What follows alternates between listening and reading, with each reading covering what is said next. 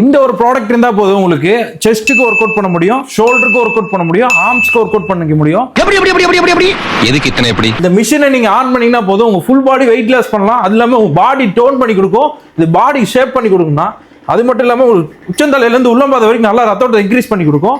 Just எது இல்லை, 2 காலும் ஒன் சைடு இருந்தீங்கன்னா போதும் நீங்க ஸ்கிப்பிங் பண்ணிட்டு நீங்க ஈஸியா ஃபேட் ரெடியூஸ் பண்ண முடியும். உச்சந்தலையிலேருந்து உள்ளம்பாத வரைக்கும் ரத்தோட்டம் கிடைக்கும்.